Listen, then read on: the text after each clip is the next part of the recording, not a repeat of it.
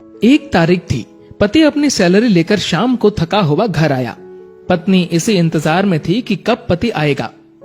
पत्नी ने उसके आते ही उसे गर्मा गर्म चाय पिलाई और पूछा कि सैलरी आ गई होगी आपकी आज तो। पति मुस्कुराहट के साथ बोला कि हाँ, और इस महीने ओवर टाइम का 12,000 रुपए बोनस भी मिला है। पत्नी की खुशी का ठिकाना नहीं रहा।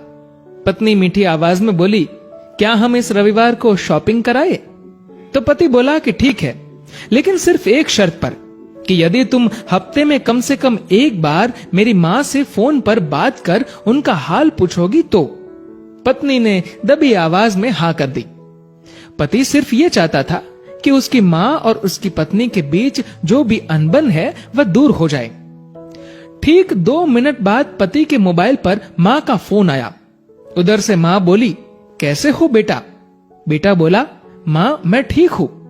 माँ ने सबका हालचाल पूछा तो पत्नी इधर मुंह बनाकर मन में सोच रही थी कि 1 तारीख है, अभी सैलरी आई है, इसलिए फोन करके पैसे मंगवाना चाहती है, लेकिन मैं 1 पैसा भी नहीं देने दूंगी इस बार तो। उधर माँ बोली, बेटा थोड़ी मदद चाहिए। तो बेटा बोला, बोलिए माँ, क्या हुआ माँ? बोली, बेटा इस महीने 5,000 रुपए मिल सकते हैं क्या? पति हर काम अपनी पत्नी से पूछकर ही करता था। उसने ये बात अपनी पत्नी से पूछी तो पत्नी बोली कि बोल दो कि अभी सैलरी नहीं आई है। बेटे ने माँ से कहा कि माँ अभी सैलरी आने में टाइम है। माँ बोली, बेटा कैसे भी करके भिजवा दो प्लीज, हॉस्पिटल में इलाज के लिए चाहिए। पति ने ये बात पत्नी से दोहराई।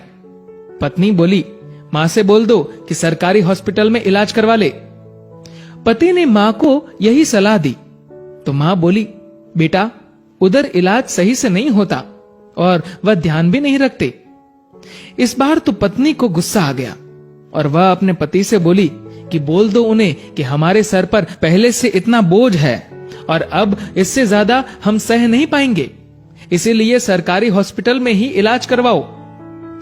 पत्नी के शब्द बिगड़ गए ये बोलते हुए कि वैसे भी 4-5 दिन की मेहमान है। पति इस बार बोला कि ऐसे तो मत बोलो माँ के बारे में।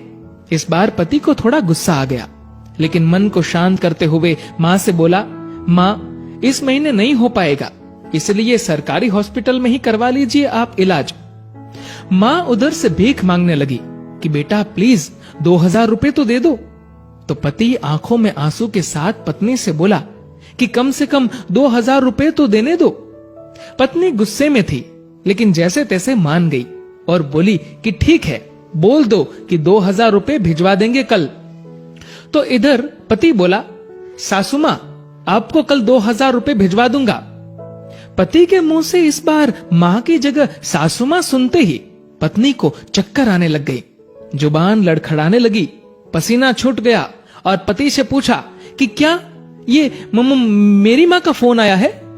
पति बोला, हाँ तुम्हारी माँ का ही फोन है।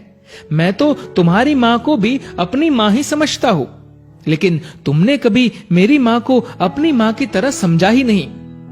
पत्नी इस बार जोर से रो पड़ी और फोन में माफी मांगने लगी कि मुझे माफ कर दो माँ, मुझसे बहुत बड़ी गलती हुई है।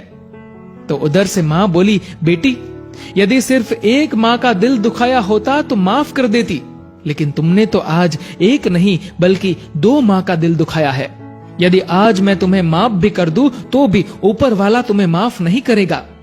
दोस्तों, ऐसा माना जाता है कि अगर ऊपर वाला भी माँ का कर्ज चुकाने आ जाए तो वो भी कंगाल हो जाए। एक माँ खुद मौत के मुंह में जाकर जिंदगी को जन्म देती है। उस माँ का सम्मान करे। माँ तो माँ होती है, उसको मरने से पहले जीते जी ना मारे।